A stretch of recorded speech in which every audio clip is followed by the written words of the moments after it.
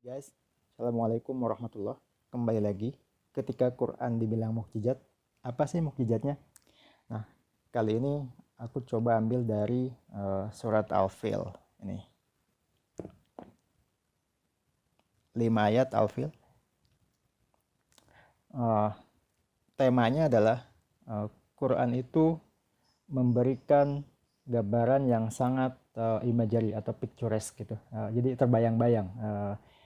Mungkin kompensasi dari apa namanya kehidupan mereka ketika Quran diturunkan di Arab, yang terlihat gurun saja kuning gitu, tanpa ada sungai, tanpa ada gunung-gunung, uh, sehingga bahasa itu mengkompensasi dari alam.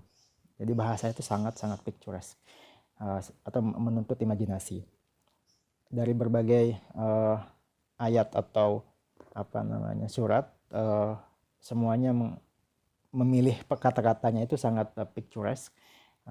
Aku ambil dari Alfil, karena sedikit aku punya pemahaman nih di sini. Kita bagi coba dikit ya. Yang pertama dari openingnya saja. Jadi background Alfil ini mengisahkan tentang tentara Abraha, tentara gajah yang mencoba menghancurkan Ka'bah. Jadi di tahun ketika Nabi Muhammad lahir, penyerangan terjadi tapi digagalkan oleh Tuhan. Nah, openingnya itu dibilang alam taro. Nah, ro'a itu melihat, taro tidakkah kamu melihat. Nah, dimulai dengan alam taro saja sudah mengindikasikan bahwa audiensnya itu tahu gitu eventnya, kejadiannya, sangat jelas di ingatannya mereka 40 tahun kemudian bahwa 40 lebih tahun kemudian bahwa siapapun tahu gitu kejadian tentang penyerangan tentara gajah ke Ka'bah tersebut. Nah, kemudian kata berikutnya kaifa. Dia tidak menggunakan kaifa, itu artinya bagaimana atau how. Pemilihan pertanyaannya pun atau penjelasan bukan lagi apa gitu atau siapa, tapi how. Dia menuntut imajinasi atau rangkaian-rangkaian kejadian gitu kan. Jadi sudah dibuka oleh tidakkah kamu melihat bagaimana gitu kan. Fa'ala rabbuka bi ashabil fil, Tuhanmu, sehingga mengindikasikan yang menjadikannya tersebut itu Tuhanmu, bukan karena kebesaran bahasa Arab, bukan karena kebesaran bangsa Arab atau bantuan dari surrounding cities atau bangsa lain, tapi khusus Tuhanmu yang melakukannya. Bi ashabil fil, terhadap pasukan gajah. Nah, ceritanya kan si Abraha ini seakan-akan ingin menyerang Ka'bah demi economic advantage, atau jadi ceritanya di Yaman itu tidak memiliki pusat ibadah seperti Ka'bah yang ada di Mekah. Sama lah kayak kita sekarang itu kan ada Menara Eiffel di Paris, terus di replikat di Karawang gitu agar turisnya datang gitu kan. Tulisan I love Amsterdam, I am Amsterdam di replikat di Bandung BDG misalnya. Jadi selalu jadi turis spot gitu. Cuma di sini berkaitan dengan keagamaan. Nah, meskipun dengan keagamaan, sebenarnya motif yang dibawa itu lebih ke ekonomik gitu kan.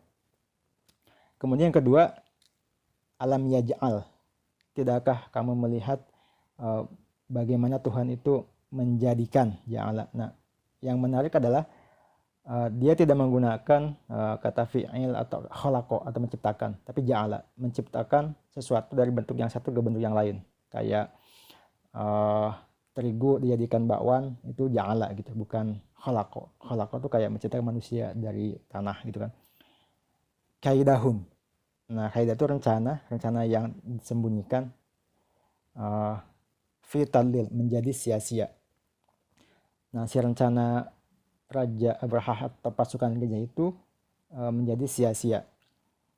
Ini ada salah satu indikasi juga, ternyata dengan menggunakan kata ja'ala itu, rencananya itu apa namanya motifnya itu beda dengan apa yang di luar gitu.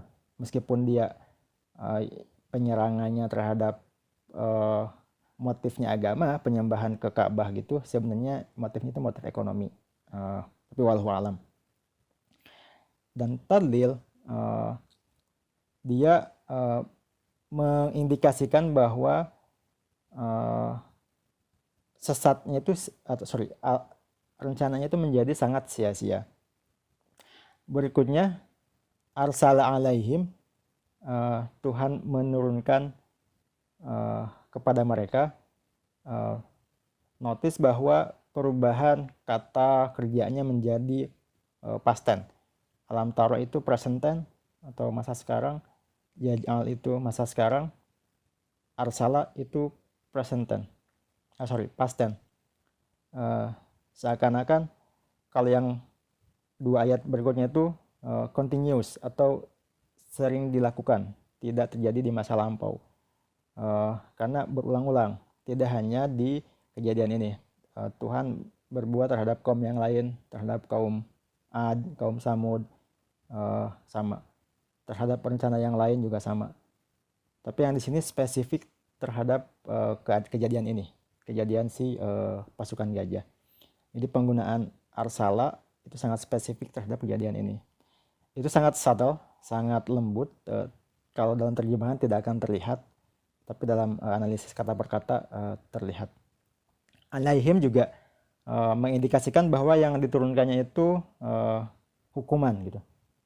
Kalau Rasul dikirim ke Nabi Musa dikirim ke Fir'aun, dia bilangnya arsala ila Musa. Musa arsala ila Fir'aun.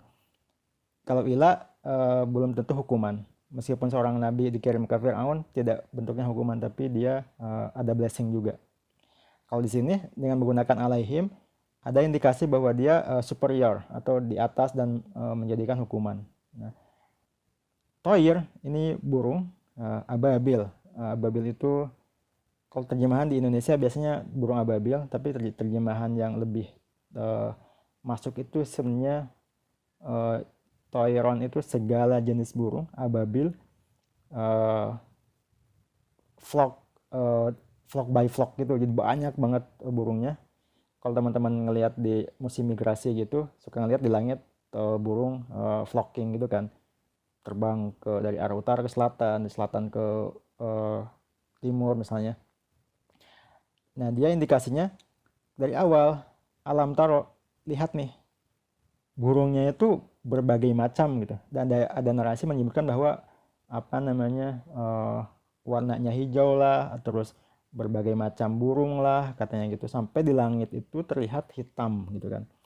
Tetapi yang difokuskan lebih ke kaifa, bagaimana, bukan apanya. Jadi pertanyaannya tuh bukan lagi bertanya burung apa sih, warna apa, pakai seberapa tinggi, tapi kaifa, untuk mengindikasikan pasukan gajah fil dilawannya oleh burung coy.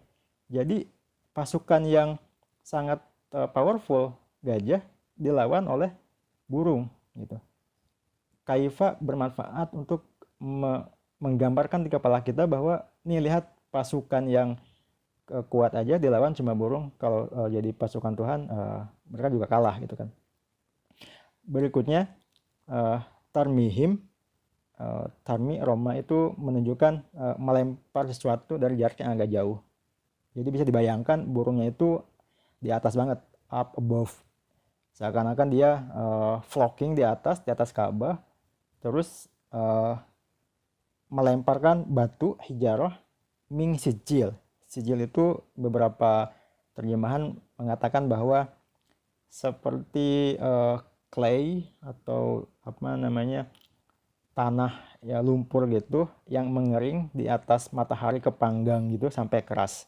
Nah, teman-teman suka lihat kan kalau di lumpur kayak gitu menjadi kering gitu kan. Nah, batunya pun kualitasnya menuntut kita membayangkan dry up clay, terus disengat matahari dan menjadi keras gitu kan. Karena dia di atas, tarmihim, atas banget burungnya lagi terbang, terus ditembakkan ke bawah gitu, min sijil. Nah, ini sijil juga mengindikasikan sasarannya itu partikular atau khusus gitu. Nah, bisa dibayangkan si burung yang banyak tadi membawa batu ada yang bilang narasinya 3 biji batunya, di kanannya 2, di mulutnya 1. Tapi sijil itu dikhususkan atau spesifik targetnya, semacam rudal kali ya, semacam rudal. Jadi sudah di lock targetnya, sama batu sama burung dilemparin kena gitu. Dan kata sijil juga mengindikasikan katanya tembakannya itu sampai menembus kulit. Dan beberapa narasi sejarah menyebutkan orang-orang di pasukan gajah itu pulangnya kena semacam melepuh kulitnya dan jadi wabah katanya. Itu. Kemudian faja'alahum ka'asfim ma'kul. Akibat dari bagaimana Tuhan melakukan hal di atas, ujungnya adalah mentransform. Kalau di atas tadi ya ja'ala present tense. Kalau ini ja'ala lagi, ja'alanya jadi past tense. Sama kayak sini arsala past tense, tarmihim juga past tense. Ja'ala tarmihim itu melemparkan continuous. Kalau ini continuous, jadi si burungnya itu melemparkannya berkali-kali dan spesifik. Nah, ja'ala sekarang past tense lagi, ini spesifik ke si kaum ini. Ka itu seperti atau semisal. Kaifa itu kan bagaimana. Nah, kalau pengen tahu nih bagaimana mereka diperlakukan, seperti ka. Seperti itu menuntut kita membayangkan. Jadi kayak gini nih gitu kan. Kayak apa? Ka asfin ma'kul. Asfin, dalam bahasa Arab itu berarti angin yang menerbangkan dedaunan kayak di musim gugur gitu. Teman-teman kalau lewat ke jalan ngelihat dedaunan terus kehembus angin, sus gitu. Terus daun-daunnya berterbangan, kadang batu-batu kecil juga berterbangan, itu jenis angin seperti itu disebut as. Daun juga seperti itu, daun yang terpotong dari dahannya terus jatuh, kerampal, terus bergelimpangan di jalan, terus kena angin, berterbangan. Makul, dimakan atau dikunyah. Sudah mah daunnya jatuh, kena angin, dan dimakan. Makul juga menunjukkan bahwa sudah sepantasnya dimakan. Jadi si pasukan tersebut sudah sepantasnya akan dihancurkan. Nah, ka'asfim makul, bayangkan sebuah rumput atau dedaunan gitu dimakan oleh hewan dan berjatuhan di sela-sela giginya ke bawah, jatuh gitu, terus diterbangin angin gitu. Pasukan gajah yang kuat sekali menjadi seperti dedaunan dan dimakan. Nah, itu bagaimana Tuhan berbuat terhadap pasukannya. Terakhir, yang menurut aku sangat amazing adalah twist antara ayat awal dan ayat akhir. Ingat, selalu berkaitan ayat awal dan akhir. Ketika di awal disebut pasukan gajah yang sangat kuat, di bawah dibilang seperti dimakan. Tidak disebut kualitas dimakan oleh apa, oleh hewan, oleh manusia, atau oleh apa. Ini mengindikasikan, I'd like to think like that. Aku incline untuk berpikir seperti itu, bahwa dimakannya itu oleh gajah. Gitu. Bayangkan rumput kayak di kebun binatang, ada gajah dikasih makan rumput, terus dia ngunyah-ngunyah, rumputnya itu berjatuhan ke bawah, berterbangan kayak gitu, kena angin. Seperti itulah pasukan gajah dihancurkan. Ironis, deskripsi tentang penghancurannya disepertikan seperti pasukan gajahnya sendiri. Itu sih yang menurut aku menuntut perenungan sekali dan harus kebayang-bayang nih gitu kan. Baik, segitu dulu. Semoga bermanfaat. Jangan lupa subscribe, bagikan ke teman-teman. Assalamualaikum warahmatullahi wabarakatuh.